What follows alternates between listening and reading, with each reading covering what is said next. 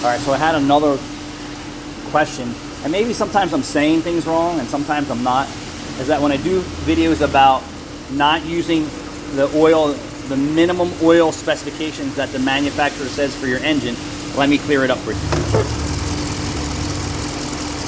So on your oil cap for most vehicles, it's going to tell you what winter and viscosity you should be using. That is the minimum standard for your vehicle. And just like every other vehicle, they all have different grades that you should be using, not including what you should be using for a higher quality product. Forget that. That's a whole nother discussion.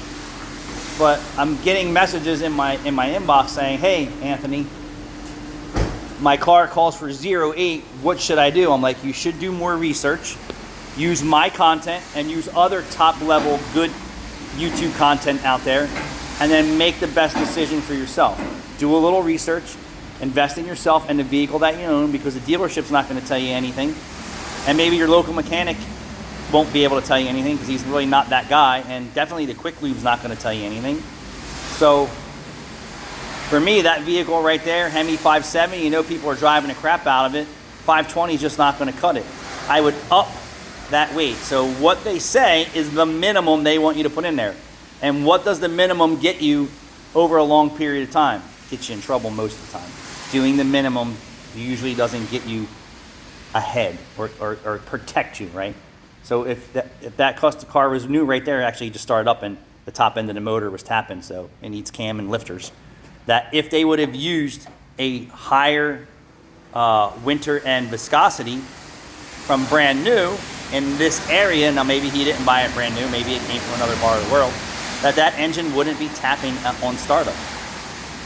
How many Chryslers, Fords, and Dodge use those teeny tiny roller rockers that you find in lawnmower engines to run these big engines and these small engines? Well, guess what happens? The maintenance intervals are too far stretched out, using the minimum quality oil, and the least, if not no maintenance, is tearing up people's engines. Or going to a Quick Lube or the cheapest oil change place around and not asking questions like, hey, I know my car takes, I'm gonna just give you an example, it's an 020, but I heard Mobil 1 or VR Racing or Valvoline or this or that is a far superior product.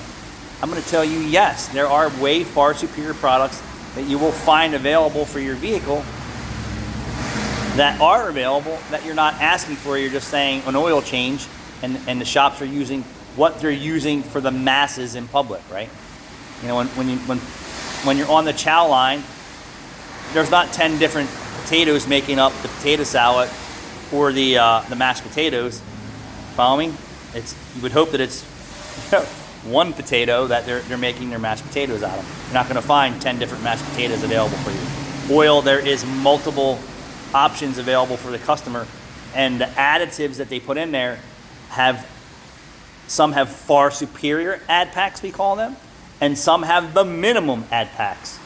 And minimum add packs with overextended oil changes and using cheap gasoline and doing no maintenance is a recipe for disaster. So I personally do not follow the oil cap or the owner's manual. It's just rule of thumb for me. If the car takes an 020, customer wants 020, I'll be happy to do it. My advice would be go to a 530. Thanks for watching.